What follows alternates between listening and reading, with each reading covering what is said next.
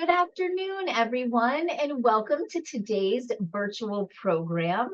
We are so happy to have you here today. And first, before we start, I just want to say that I hope everyone is well, safe, and healthy these days. And we hope that our conversation today can provide you with interesting insights and a sense of virtual connection. My name is Heather Law, and I'm the Director of Alumni Career Services here at Tuck, and so happy to be bringing you this program. This is hosted by not only Tuck Alumni Engagement, but our wonderful partners at the Tuck Center for Entrepreneurship. Eileen O'Toole and her wonderful team have been a terrific partner, and we're so happy to be bringing you this great program on starting and growing a business for entrepreneurs. So before we get started, we invite you to type in any questions you have in the Q&A box, and then also feel free to be interactive with us in the chat. And we just are hopeful that today we can provide you some thought-provoking, lifelong learning opportunities and continue to connect with each other. So just to get a little bit of a sense as to who is with us today, we would love to have you put in the chat if you are a graduate of Tuck, what year, or if you're a current student, what year is your graduation date, and where are you located right now? So this will just help us understand a little bit about who's in the audience. Again, feel free to put it in the chat to everyone. And at the end of this program, about 15 minutes prior to us finishing the program, we will open it up to questions from the audience. We thank you for those of you who have already shared questions in the registration. We will include those throughout the program. We encourage you, when you're asking your questions, to put in what year you graduated, or I'm a current student and I'm wondering blank. It helps us to give context. So this is wonderful. It looks like we have such a great diversity of people. T’25s, T’02, Boston, New York, Peru, fantastic. T’90 from Kansas City. Oh, this is great. So wonderful. So happy to have all of you here with us today.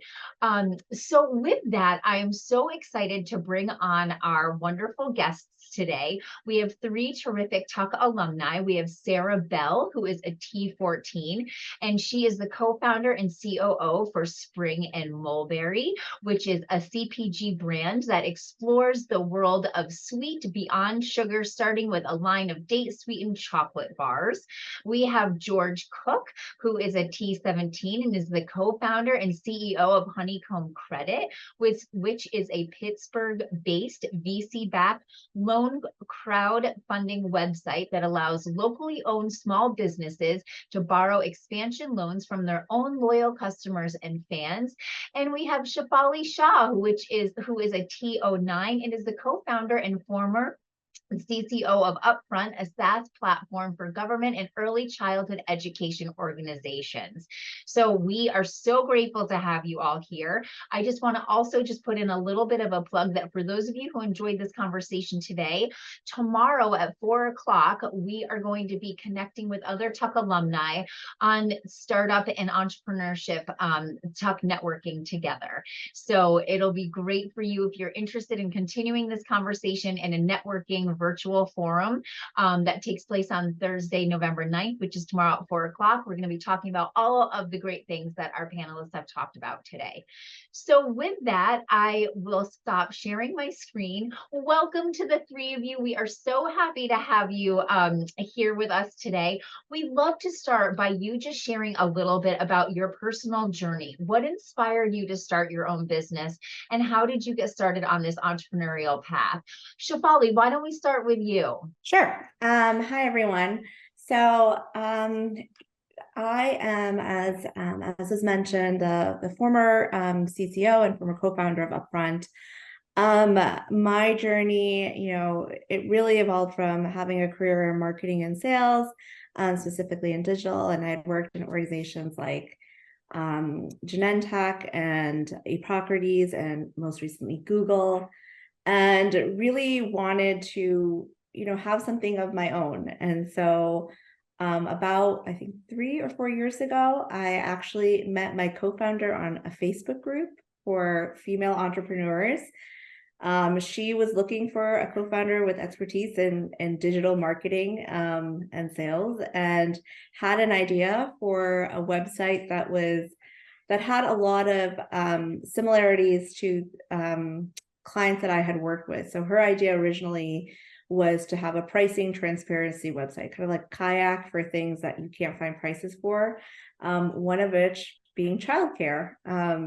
If you're a parent, you're probably aware that it's really hard to find out how much childcare costs until you're actually calling places and looking the information up. And so that was the original idea. I had worked on actually at Google, and my clients were places like Kayak and TripAdvisor. And so I really understood that aggregator model. Obviously, we've evolved the business and made many pivots, but that was really the start of my entrepreneurship journey. Thank you so much for sharing. So exciting, and so many questions that we can follow up with after that. George, tell us a little bit about you and your journey. Yeah, absolutely. Unlike many entrepreneurs, I am not a born entrepreneur. I was a very happy cog in the wheel of a large corporation, and never had that itch to really kind of set off on my own. But it kind of came together actually while I was at Tuck.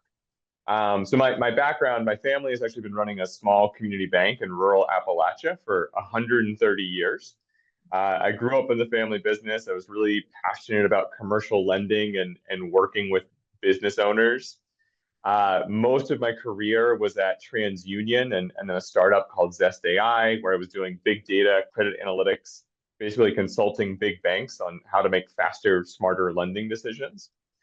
And I kind of had this experience that the tools I was building, these banks were using in ways they weren't intended. They were trying to use them, these consumer loan products I was building for small business lending, and it wasn't working very well. And I saw banks just retreating from small business lending. And I started to feel like I was part of that problem. And I came to Tuck, and I spent my first year at Tuck looking for people that were fixing small business lending. And I couldn't find anyone. And on a recruiting trip in New York City, I was driving home. My now co-founder, then complete stranger to me, his flight was canceled. He was going to fly back to Hanover. His flight was canceled. He heard I had a car, called me up. I gave him a ride back. It turns out he runs a chain of coffee shops while he was at Tuck with me, and kind of going through that process. And he couldn't get a bank loan. So really smart former investment banker, Tuck student, couldn't figure out how to get a bank loan for his coffee shop. And we spent the entire drive back from New York to Hanover talking about this problem and how we might be able to fix the problem. And we just it started as kind of an academic exercise for us. We started testing the idea and all these different classes we were taking, all these different frameworks we were learning about businesses we were applying to this idea. And kind of towards the end of Tuck, we decided to take the plunge and start Honeycomb, and here we are. I love it. That could be its own movie. What a good story. Wonderful. And Sarah, tell us a little bit about you and your experience. Yeah, absolutely. So it's funny. I'm actually the polar opposite of George. I think I was born with the itch. Ever since college, I can remember wanting to start a business. And in college, I actually did write a business plan for a cafe. And as I was graduating, I realized that you actually need a lot of money to start a business. And I had no skills and no experience. And so at that point, I put that on hold and I started to think about how to round out my skill set. So in my first job, I kind of created a mini leadership rotation program for myself, and I tried out a bunch of different roles in the company. And then my next move was to a smaller company, Siggy's Yogurt. So I was one of the early employees there. And then I went to Tuck to continue trying to round out my skill set and get more credibility so that eventually I would be able to fundraise. And then finally, after Tuck, I worked at Harry's, which was a really small company at the time, because I wanted to experience a high growth startup. And so it took me this long, but I finally am starting to scratch the itch. And the way that this company kind of started to come to life is that I had moved to Raleigh to start a family. And as I was getting back into working again, I started consulting for local companies. And one of the first people that I met was a woman who was working on a food startup, which kind of checked off all the boxes for me. I'm really interested in food, was really interested in startups, and she was local, and we had a really complementary skill set. And so I started working with her, and it's just kind of evolved into what it is today. So great. Before we get into sort of the nitty gritty about financing and some of the details, can you tell me a little bit about what's the best part about being an entrepreneur, and then maybe one of the most difficult or challenging parts of being an entrepreneur? George, I'm going to start with you. You know, it's people always tell you that it's a roller coaster. And as many times as you hear that, you will think, oh, you'll have a good month and then you'll have a bad month, or you'll have a couple really good weeks or a great year. What I didn't appreciate is the roller coaster is minute to minute. Like, you will have a phenomenal meeting with an investor and you are on cloud 9, and the highs are higher. Like, the highs are absolutely higher. And then, like, literally you'll get a text message with a major HR issue 3 minutes later. And it's just a gut punch. And it is the swings up and down and the unpredictability of it, I think, are both the best and the worst part about it, right? Because there are those moments of just total euphoria, but at the same time, you don't know when they're coming, and the opposite can also be true. Yeah, I would definitely echo that and say that the uncertainty is one of the biggest challenges.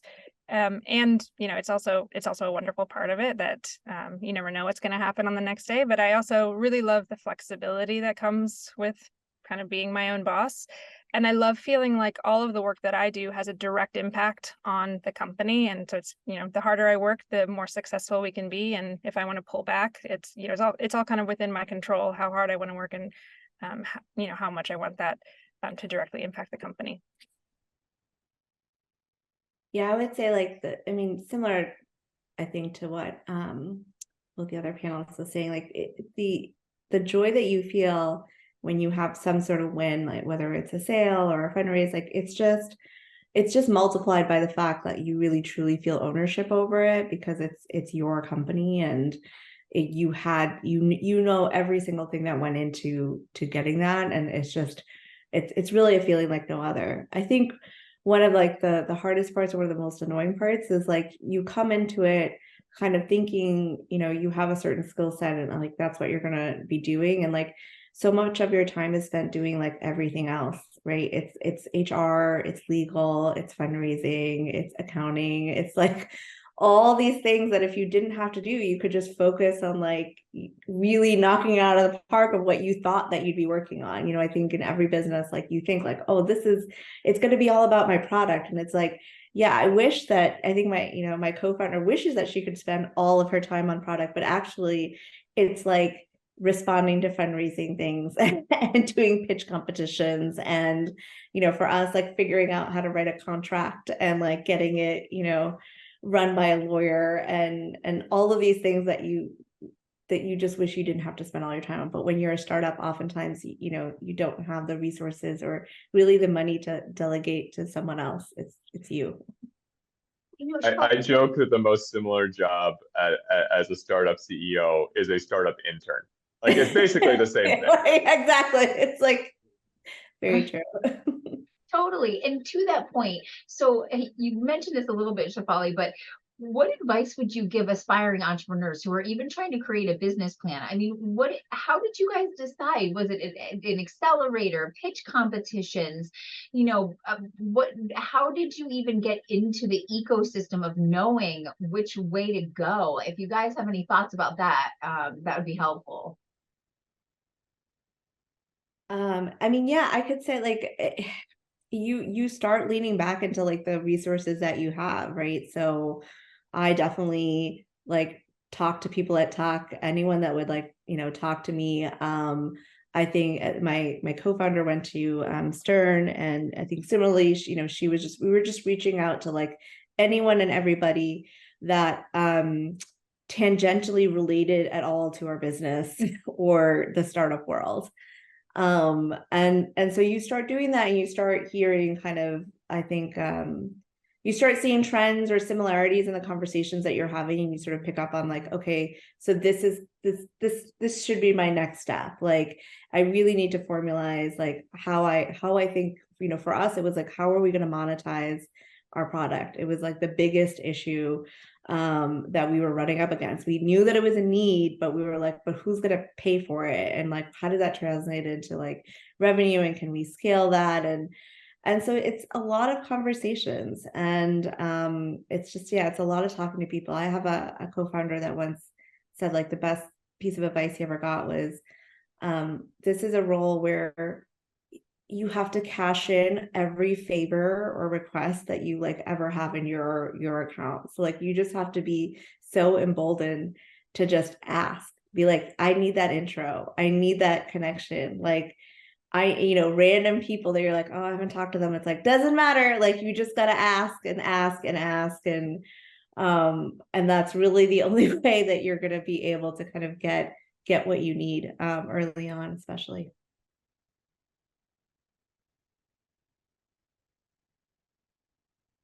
And yeah, and Heather, you alluded to, specifically, pitch competitions and accelerators. We went to an accelerator program that was really valuable for us. They're expensive, like recognize like the equity you're giving up, and be thoughtful about that. So make sure it's a good program and the right program for your company.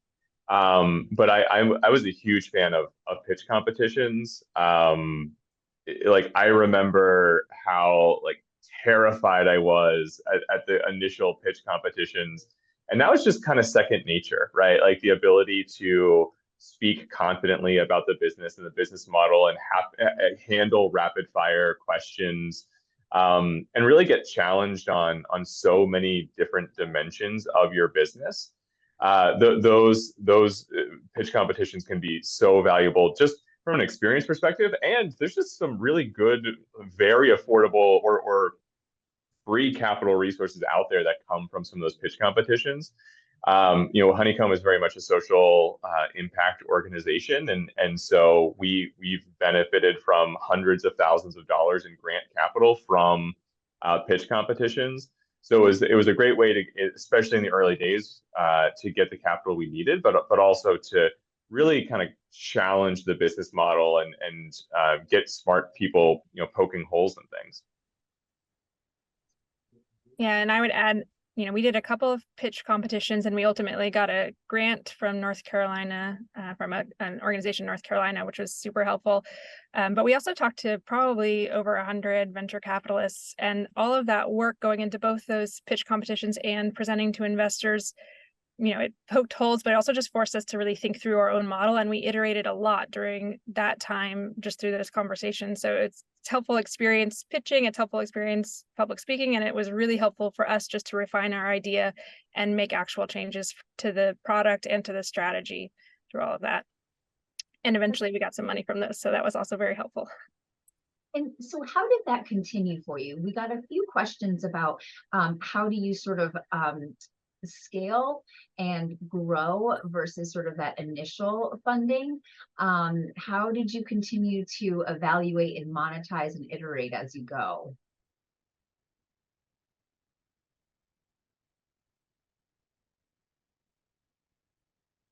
And that's open to anyone.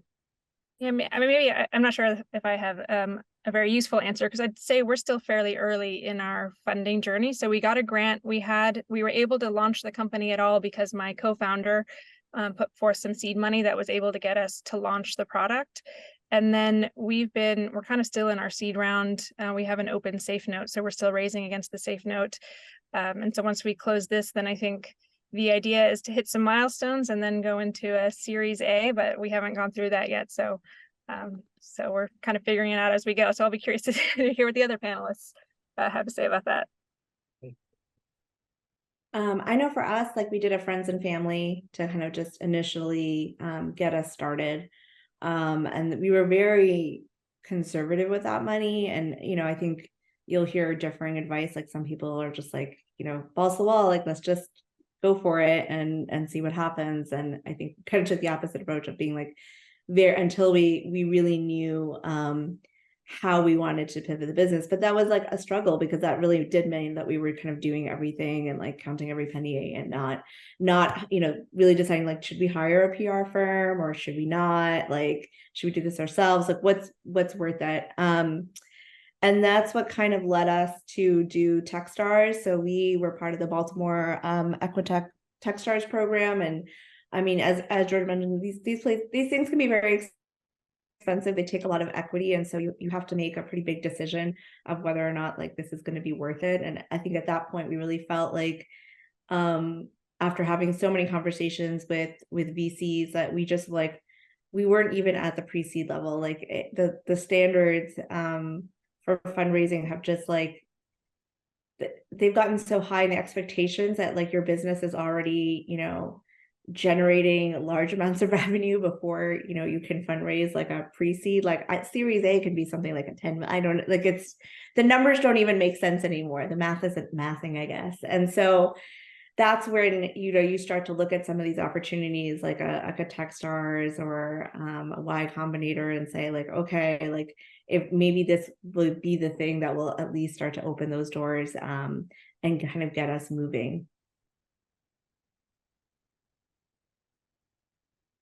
Yeah, we started our fundraising journey with a friends and family. We jokingly call it friends, family, and faculty, because we actually had Professor Ron Adner was our first check into the business, which was really, really cool. Still a great mentor and advisor on the business. And that kind of ties back to Shefali's point about talk to everybody. Right. And there's a saying, if you ask for money, you get advice. If you ask for advice, you get money. And it's true. Like if you go out and you talk to smart people and you share your idea and you show that you're coachable and you show that you're taking their feedback and incorporating it into your product. We've had a number of people that we didn't think of as angel investors that turned into angel investors through that process. We then went to an accelerator program, Alpha Lab here in Pittsburgh. This was for us to Pittsburgh. They provided a little bit of capital, but more importantly, a lot of connections, particularly with kind of angel groups and super angels and some smaller venture capital funds. And then we kind of just did our first like proper venture round. And so for us, it's been kind of baby steps, kind of working with friends and family and people within the Tuck community and really anyone that would pick up the phone. And then having a little bit of credibility with that accelerator program allowed us to kind of tap into the Pittsburgh network. And now we're really thinking about more of kind of a national network for our fundraise, largely from the people that have kind of come onto the cap table and joined the team. And just kind of every fundraise, you're kind of taking a step up that way. One thing that was really surprising to me and not a pleasant surprise is that if you go the venture route and like there's a lot of really fantastic businesses that do not need venture capital. If you don't need venture capital, don't take venture capital, right? If you can avoid taking outside investors into your business, do it, right? It brings a lot more work, a lot more headaches, a lot of, yes, you're going to bring some expertise and some advice and some people to pull on the rope with you.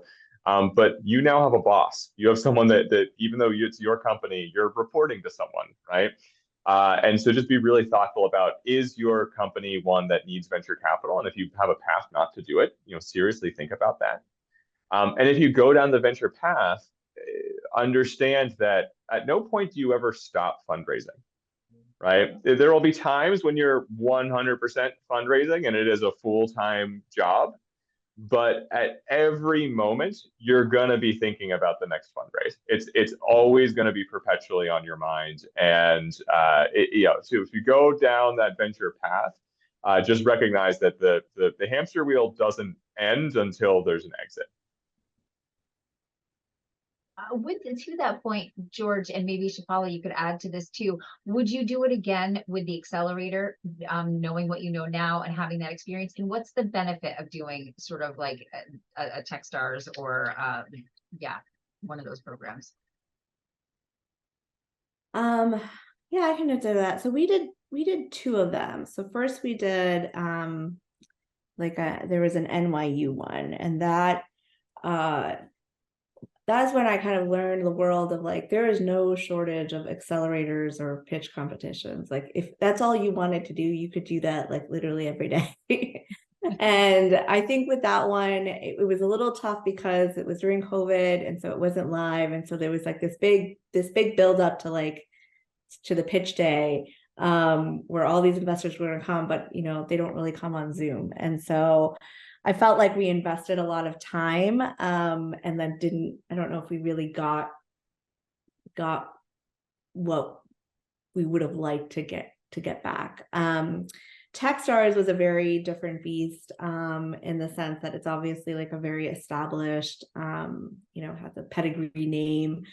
But I think we would do it again, and I don't know if that's quite the case for everyone in my cohort. But I think for us, it really, as two first-time entrepreneurs, we really needed that validation. We really needed that coaching, the connections, just like Techstars just kind of gives like this first pass to VCs of like, well, if they approve, then we'll at least like talk to you. Because we get so many pitches and we get so many decks and questions. So like it definitely like opened the door, but it's a huge time investment. It's really, they basically ask you to like kind of step away from everything for 10 weeks, which in startup land is like a decade of just saying like, show up to like, this deck design thing where I was like, I don't want to, like, I don't need a deck design. I took this and talked like, I don't, and it's just, there's so many expectations, and you can just really spend all your time doing these things. And you have to be discerning about it. Cause I do think there were some times where like, not necessarily with Techstars, but with other like pitch opportunities where I was like, you're asking for all these materials and decks and like all of our finances, and it takes a lot in their format. And the reality is that you haven't really shown me that at the end of this day, how much money actually comes out of this. A lot of people love attending pitch competitions as, angel investors, but like they've never actually invested or, and so you're just kind of like putting on the show. And again, for George's point, like it could be a great practice to refine your pitch. So like if you need that, like great, but you can also spend a lot of time and energy on it and not get as much back. So I think you have to be a little discerning and say like we got accepted to a consulting firm's accelerator, and we were very frank where we were like, we need money, we don't need advice. Like it's great, like we appreciate that you want us to be in your first accelerator, but like what we need is money and like I guess connection. So like if you could do that, great, but if not, then like we're not necessarily interested. And I think you do have to sometimes be frank, because everybody wants to have a conversation, or people want to chat or want you to pitch and present, but a lot of times you really just want to check.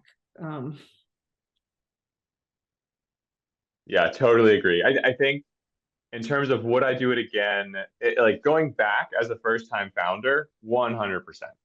I always call my accelerated experience as bowling with bumpers, right? Like there are people there, they're going to make sure you don't screw up too badly, but still give you autonomy to run your business the way you want to run your business. Having now run a startup, I don't think I would need to go through an accelerator again. I think you learn a lot of those lessons pretty quickly. And one thing that Shefali mentioned that I totally really resonated with me, that it really that there are, regardless of where you are, there's a lot of like tech groupies out there, people that like pretend like they're really additive, they pretend like they're angel investors. There's no magic list of who's an angel investor and who's not. A lot of people call themselves angel investors who are not. To cut through that, just very politely say like, oh, great, what's the last company you invested in?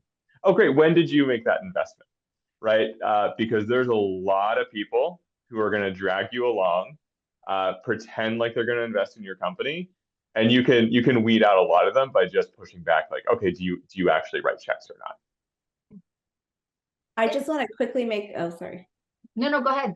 I just want to make a quick plug for like Tuck though, and the entrepreneurship pitch thing that they have. That was like the best ROI ever, because I filled out like a Google form that took me, I don't know, 20 minutes. We were chosen and we automatically got $1,000. And I was like, great.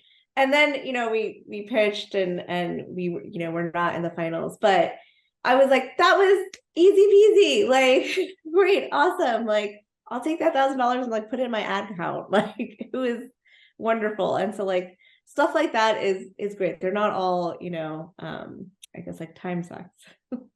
And I wanted to add, we didn't do an accelerator program, but we did get a grant from North Carolina, like I mentioned, and that was a ton of work to get the grant. But and it was totally worth it because it was a lot of money in the end. But before we had started the entrepreneurial journey, I didn't realize how many grants were out there. And now I'm on some email lists that's emailing me all the time about different grants, you know, that sometimes they're specific to women-owned businesses or to food companies, but there are a ton of grants out there. So I would definitely recommend looking into those because they can be a lot of work to apply for them, but then they don't take any equity from you and they don't require any time like building presentations or anything like that, like, you know, lessons. They're not giving you lessons on building presentations and whatnot. How did you find them, Sarah? You know, the one in North Carolina is fairly well known. And so that one has just kind of always been on my radar down here. But the other ones, I think the email that I'm on is called Hello Alice. And there's a platform called Gust that a lot of different fundraising groups use, where you have kind of like a universal application that can then go to different like VC groups. But I think that also may be used by some of these grant companies. I can look into that and send resources out after the meeting if that's helpful. Thank you. Yeah, anything to help. I think that'd be wonderful. And I know, Shefali, the one that you were talking about was through the Center for Entrepreneurship, I believe at Tuck. Yep. And as a student, you have access to those. So any students, please feel free to contact the wonderful Center for Entrepreneurship for more information. So absolutely. And it looks like we have a couple of Hello Alice is a great resource. So love it. Thank you for sharing. This is all about crowdsourcing and getting the information. So thank you, everybody. So with that, we often learn a lot through our failures and our challenges. Could you all give an example of either a major challenge or a time that you actually think that it was a failure, and what happened and how can we learn from that?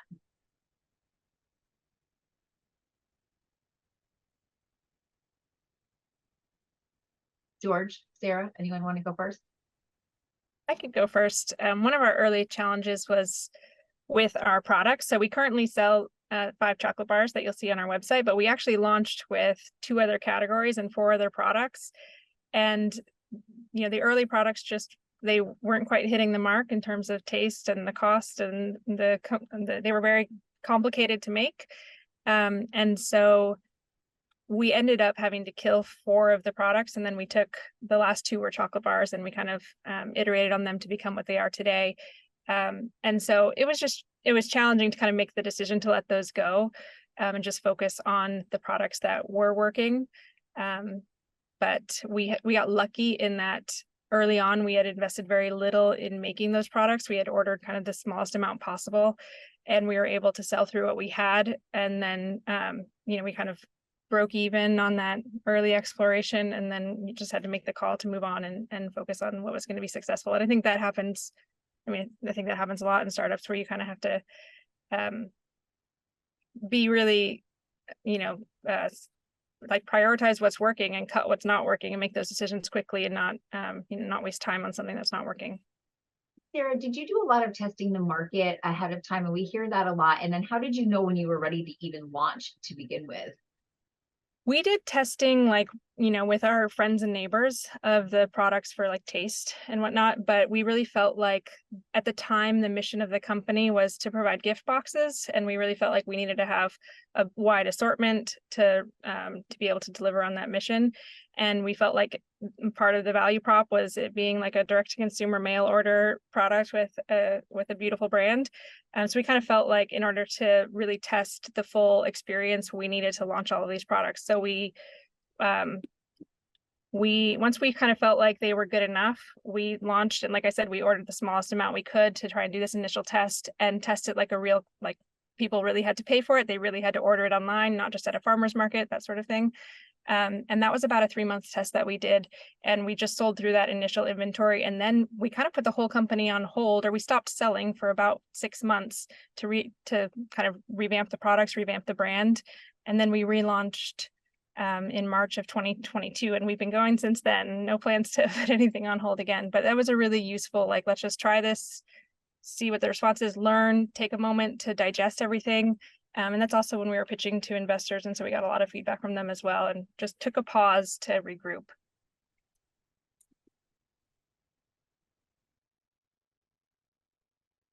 Yeah, I'll echo Sarah's comment around kind of product. Our products are very different, obviously more of a technology funding product. But one thing that we saw was launching, through the pandemic, we started kind of a second product. And I think we always had the assumption that going from one product to 2 products was going from 1x to 2x.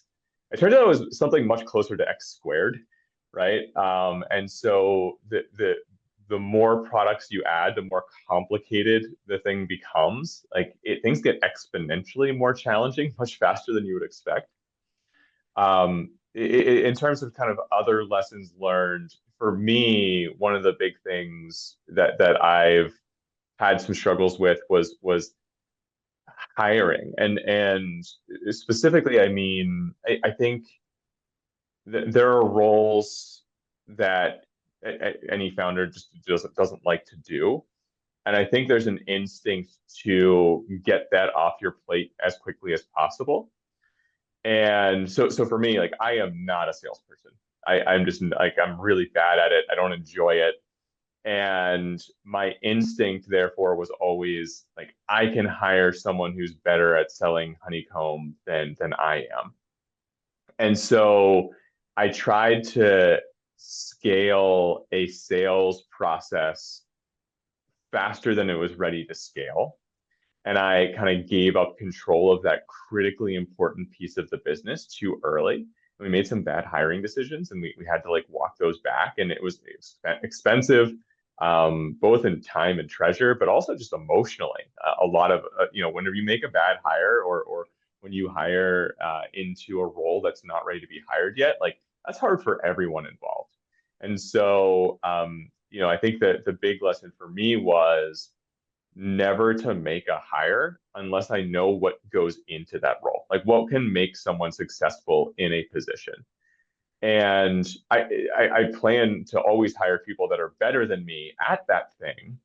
But if I don't know how that process works or what that system is, and I hire someone to make it up from scratch, the reality is that they're probably not going to be successful in it. And so just like owning things a little longer than you're comfortable owning it, and being really thoughtful about, not just getting something off your plate because you don't like it. Holly, how about you? Challenges? I mean, I think one of our biggest like concrete failures was early on. We were trying to build up PR because we wanted to basically like boost our SEO. So we like wanted to get mentioned in various publications. So we like went out and like hired a very expensive PR person. And we decided to like, we're going to publish this like survey report on like people's childcare needs, like parents' childcare needs. And so we put together this survey, and the whole thing was a disaster from like start to finish. Like our survey got like attacked by bots, and all the responses were fake. And we had just spent so much time and energy. And then after we finally like went through and like cleaned all the data, like we didn't really have great insights. And our PR person, I think like it was good, but we weren't ready for that. Like we were really needed to just focus on like product market fit and not on all these other things that I think were kind of a distraction. And we just didn't know, you know, at that time we didn't know. And after that, the next person that we brought in was an advisor who really came from the childcare startup space, extremely good skills in sales, like pure sales, which I think was something that both of us were lacking. And he actually made George's point very clear, like you're not allowed to hire a salesperson. Like you have to make the first 10 sales and then have the process down and then have all your material and have that product market fit. And then when you just have exhausted, like, and you just can't respond to all the leads that you have, maybe then you can hire a salesperson. But yeah, I think it's just, you know, figuring out what to prioritize, like that was really hard. And that was an expensive lesson for us. Because we ended up letting go of that PR person, but also like learning that, like, yeah, to George's point, like we can't just outsource things that we didn't want to do. Like we had to do it ourselves, and it's painful. It's like it's not something that you like doing. It can be very painful to really go through that, but that is how you're able to scale and grow. You know, as I listened to the three of you, and George, you had mentioned this about the minute by minute roller coaster, I just can only imagine the amount of anxiety and different emotions that you feel on a regular basis. How did you handle that? And how did you keep going amongst a lot of obstacles? I mean, did it feel like there were days where you wanted to give up? And how did you persevere? And then also, what about your life too, right? Like work-life balance. So this seems like just so overwhelming, but yet you all seem to persevere. Can you talk a little bit about that?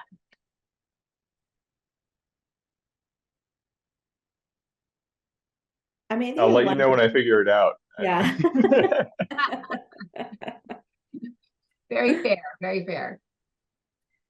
I think one thing is like it really goes back to like building that network or building that set of advisors that really you can turn to, because probably what you're going through is not, it's not the first time someone has gone through that. And so I think, like, you know, kind of finding those people can be really hard, but once you do, they are just extremely valuable, especially in those times where you're like, I don't know what to do, or like everything's changing, or I have never dealt with this before. And like, so one thing that was really helpful for us was we joined this group that we kind of, you know, through our network were randomly introduced to. It was called the FamTech.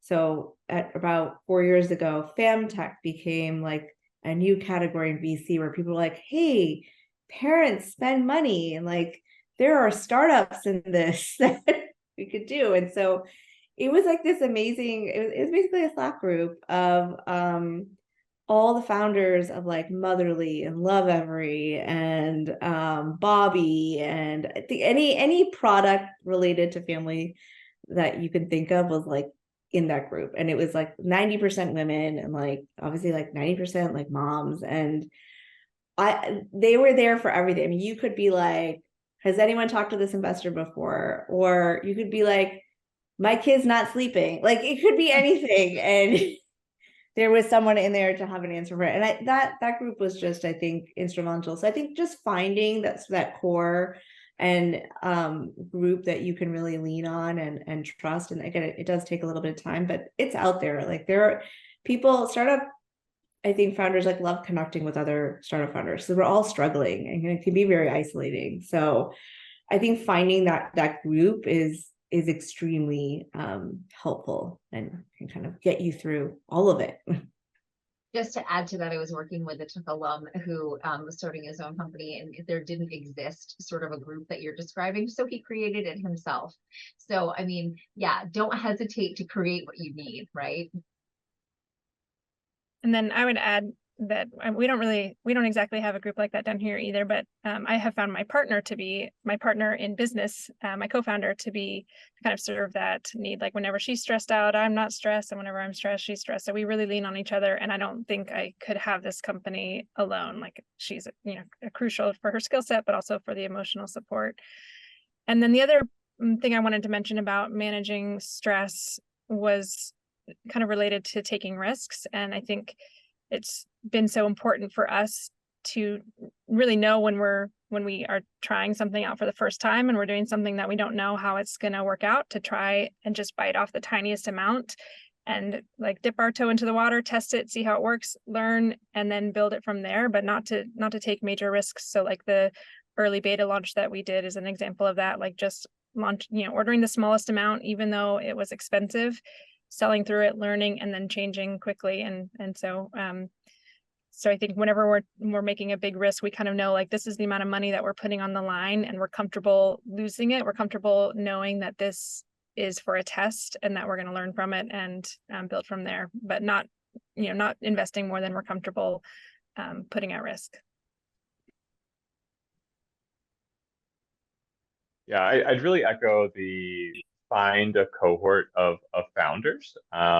We have I have two that I'm a part of, one through one of our VC investors. They kind of connect us, and we have a Slack channel, but we also get together periodically. And then one through the accelerator program I went through, and that just kind of happened organically. It was like the folks that are still around a couple years later, we kind of hang out and reconnect and stay in touch.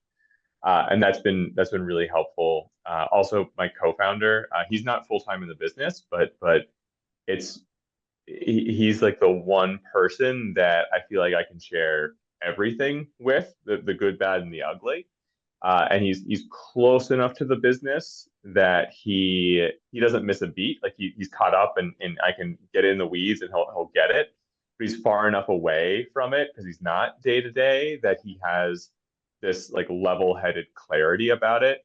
And that has been a tremendous resource for me. So finding that kind of mentor advisor person who you truly feel comfortable sharing every piece of it is so important, because there's every stakeholder, there's pieces you can share, but like every stakeholder, like there's stuff I can't share with investors. There's stuff I can't talk to employees about. There's stuff I can't talk to various stakeholders in the business. And so having that one person that you can just like let it all loose, and they can roll with the punches and be that sounding board is very, very helpful. That's great. And I'm going to encourage everyone that's listening. I mean, this is great. I feel like I could talk to you all for hours. Please put your questions in the Q&A box, and I will continue to ask the questions that have been coming in, but this is so helpful. When you look back in retrospect, what advice would you have for aspiring entrepreneurs? What comes to mind, either that you wish you had known, or just words of wisdom that think could be helpful? I think you've already given some nuggets. I like for the ask for money, get advice, ask for advice, get money. That's great. And if you don't need a VC, don't do it. Those are some really helpful nuggets. Anything else that comes to mind that could help aspiring entrepreneurs? I guess one thought on my end is just you plan to be in it for the long haul. I'm now, gosh, almost 6 years out of Tuck, and like had no idea I would still be running this, and I'm glad I am. But if this was not something I was truly passionate about, that would be a heck of a slog, right? And so it's interesting, because so many of the things we've talked about here are kind of dipping your toe in and trying this pitch competition, and just do the minimum size for that first order. But it snowballs and it gets out of control pretty fast, and you have to recognize, like, if you're signing up for this thing, like you're in it, and it's going to be all consuming for potentially decades into the future. So just go in eyes wide open, and appreciate that you're signing up for a pretty dramatic change in every aspect of your life.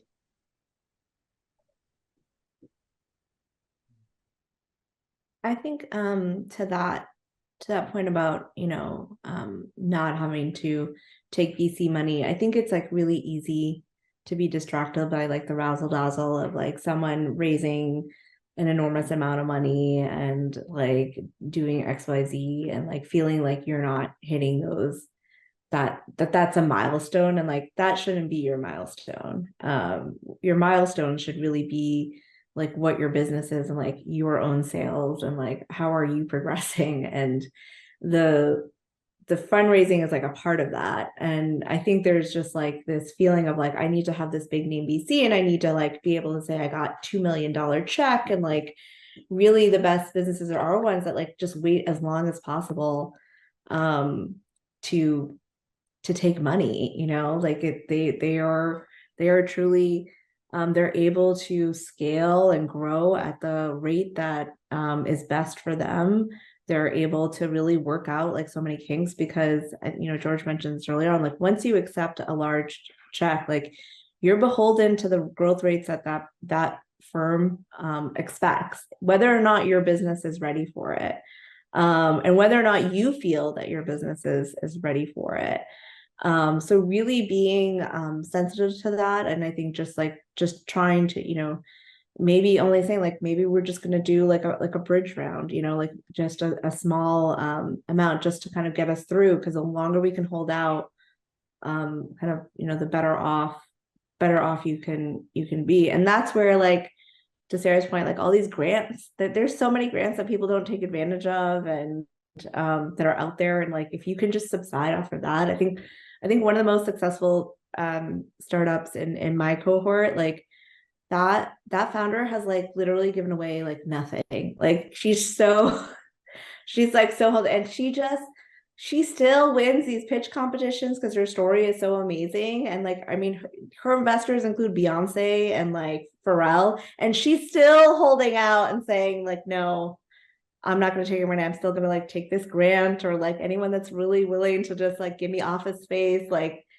and it's amazing, and that makes her even more attractive, and investors that like want to be like, I want to give you money. And she's like, not yet. Like, I'm still doing well on my own.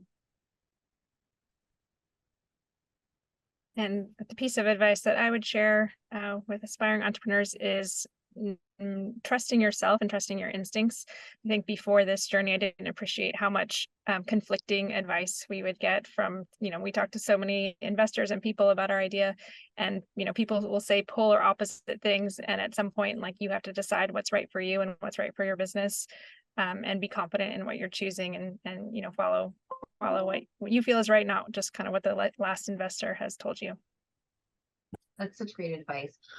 Well, as we wrap up and we think about all of the words of wisdom that you've given to us, what's next for you all, both professionally and with your organization? Where do you see it going? Is it challenging right now with the economy? What's the future hold, or that you hope it holds for you? George, why don't I start with you? Sure. Yeah. So at Honeycomb, what we're really on a mission to do is prove that small businesses are an investable asset class. People in finance are trading billions of dollars of auto loans backed securities and mortgage backed securities and student loan backed securities. No one ever talks about small business loan backed securities. And what that means as a society is we are chronically underinvesting in small businesses. So we're really trying to prove to people that you can invest in small businesses and earn a return and feel really good about putting your money to work in your own community. It's really getting capital off the sidelines and supporting small businesses. That's the long-term vision here. Short term, Small Business Saturday is like far and away our biggest weekend, and it's going to be really, really big this year. So if you're looking for creative way to support small businesses on Small Business Saturday, check out honeycombcredit.com. Awesome. Thank you. Shefali, how about you? Yeah, so I think I probably differ in that. So I left Upfront about 2 years into the journey.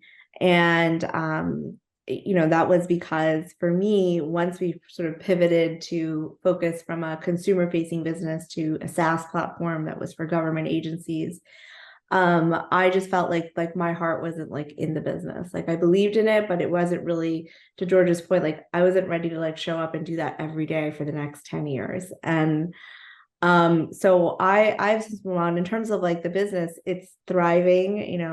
I'm still on the investor updates that my co-founder has to send every month. And it's growing. I think the biggest challenge is we really focused our pitch on the fact that at that time there was an immense amount of childcare funding that was coming in from the government to address the fact that people didn't have childcare and daycares were closing during COVID. And that could all change in any election. And so I think it's, how much can our company grow before that money maybe goes away? And if it does go away, like what is going to be the new way to monetize and get access to capital? Personally, so I moved to Baltimore in June 2020 with like no connection to the city, and then ended up in the Techstars program in Baltimore. And it was really great to be able to join a startup community that's really emerging. It's not an Austin or an SF or and so I think for me right now is kind of figuring out like how much more of a role I can play in that, and what's going on more locally, and how I can maybe be a part of that. Great, thank you. And Sarah, how about you? Yeah, so at Spring Mulberry, our mission is to change America's relationship with sugar. And so in order to do that, we need to make our products more accessible. So that means going into more grocery stores around the country and at a lower price point. And it also means having a much larger product line. So in the near term, we actually just launched in grocery 2 weeks ago. We're out at Erewhon in LA, if anyone's out there. And our plan over the next year is to be in a lot more stores. And then we'll start launching new product lines sometime next year, or maybe early the following. And kind of longer term plan is, eventually, like most grocery CPG product brands eventually get acquired by a bigger player. And so that will hopefully happen at some point. And we'll see if I stay on or move on to the next startup. That's TBD. I love it. This is great. Thank you so much. And Eileen O'Toole from the Center for Entrepreneurship at Tuck put in a plug. And George, he just sent it to us by accident, but he mentions The Hard Thing About Hard Things is one of his favorite eShip books. So that's great for any resources out there. And we not only wanted to say thank you so much to the three of you. You've added so many wonderful insights and gotten so much out of this conversation. And we encourage anyone who's really interested in joining continuing the conversation with each other to come to the Tuck Networking Together tomorrow. It's virtual. My wonderful colleague Amanda put it in the chat for you to register. And it's just a way to break out into small groups and to just continue this great discussion surrounding, starting and growing a business for entrepreneurs. So thank you so much to the three of you. This has been enlightening and you have such great words of wisdom. I wish you nothing but the best as you continue on your entrepreneurial endeavors. And thank you for taking the time. And thank you to everyone in the audience for being such great participants. So we look forward to seeing you at a future event. Thanks, everybody.